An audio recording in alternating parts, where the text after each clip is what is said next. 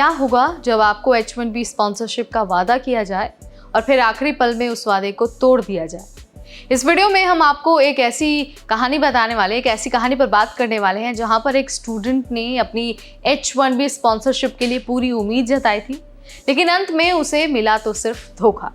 अगर आप भी H1B या फिर OPT के प्रोसेस को लेकर काफ़ी परेशान हैं तो ये वीडियो आपके लिए है, क्योंकि इस वीडियो में हम आपको बहुत आसान भाषा में समझाएंगे भी और बताएंगे भी कि आखिर पूरी सच्चाई है क्या।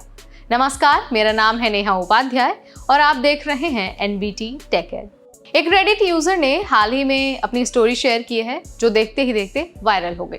जिस व्यक्ति ने रेडिट पर अपना एक्सपीरियंस शेयर किया है वो US में एक इंटरनेशनल स्टूडेंट था।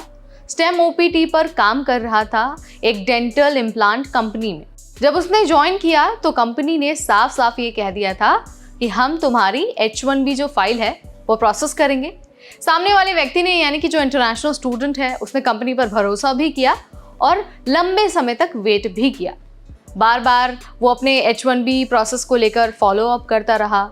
H1B की डेडलाइन आ रही थी तो लगातार उसे टेंशन भी हो रही थी। वो बार बार कंपनी से पूछ रहा था कि क्या प्रोसेस शुरू हो गया है, लेकिन कंपनी हर बार बस टाल मटोल जवाब देती थी, कभी भी नहीं बताती थी कि आखिर H1B का प्रोसेस कहाँ तक पहुँचा है।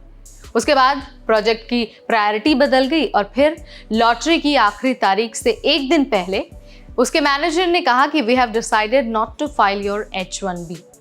अब सोचिए, उस इंटरनेशनल स्टूडेंट के पास सिर्फ 90 दिन का टाइम बचा है। कोई नया स्पॉन्सर ढूंढना पड़ेगा। अगर उसने नया स्पॉन्सर नहीं ढूंढा, नई कंपनी नहीं ढूंढी, तो उसे US छोड़ना पड़ेगा। रेडिट पर उस इंटरनेशनल स्टूडेंट ने लिखा कि अब बस अप्लाई कर रहा हूँ, नेटवर्किंग कर रहा हूँ, लिंक्डइन पर DM मैसेज कर रहा हूँ। मैं ढूंढ रहा हूँ कि कोई मुझे स्पॉन्सर करे और US छोड़ने से मैं बच जाऊँ। कई लोगों ने उस इंटरनेशनल स्टूडेंट को सपोर्ट किया है। कुछ ने अपनी भी जर्नी शेयर की है और कहा है कि उनके साथ भी ऐसा ही धोखा हुआ था। और सच मानिए तो ये कोई आइसोलेटेड केस नहीं है। हर साल कई H1B एस्पिरेंट्स को इसी तरह का झटका मिलता है। कंपनी उन्हें पहले वादे तो कर देती है, लेकिन जब टाइम आता है H1B लॉटरी का तो अपने हाथ वो इंटरनेशनल स्टूडेंट के साथ से खींच लेती है। H1B का पूरा प्रोसेस पहले से ही लकी ड्रॉ जैसा है। पहले लॉटरी में अपना नाम दर्ज कराओ, फिर कंपनी पिटीशन फाइल करेगी और फिर अप्रूवल आएगा। अब सोचिए, अगर कंपनी लॉटरी के बाद भी पिटीशन फाइल नहीं करती है तो सब कुछ बेकार चला जाता है। इससे बड़ी बात यह है कि OPT वाले स्टूडेंट्स के पास बहुत लिमिटेड टाइम होता है। STEM OPT वालों के पास होते हैं कुल 24 महीने, जिसमें उन्हें कोई अपने लिए स्पॉन्सर ढूंढना होता है। अगर ये टाइम निकल जाता है तो उन्हें US छोड़ना पड़ता है। इसके अलावा उनके पास दूसरा कोई चारा नहीं बचता है। ट्रम्प पॉलिसीज के चलते स्क्रूटनी और ज़्यादा टाइट हो गई है। अब अथॉरिटीज स्टूडेंट्स को ज़्यादा चेक कर रहे हैं और एम्प्लॉयर्स को कम चेक कर रहे हैं। अब सवाल ये उठता है कि अगर आप F1 वीज़ा पर हैं या फिर OPT पर हैं और H1B का सोच रहे हैं तो आपको क्या करना चाहिए। सबसे पहले तो कभी भी वर्बल कमिटमेंट पर आपको भरोसा नहीं करना है। सब कुछ आपको ईमेल में या फिर रिटर्न में लेना है। कंपनी से टाइम बाउंड प्लान मांगना है और उनसे आपको पूछना है कि वो कब फाइल करेंगे, कौन अटॉर्नी होगा और डॉक्यूमेंट्स कब लगेंगे। अगर आपको ये लग रहा है कि कंपनी झूठ बोल रही है, आपका H1B प्रोसेस वो फाइल नहीं करेगी, तो आपके लिए बहुत ज़रूरी है कि आप अपना बैकअप प्लान तैयार रखें।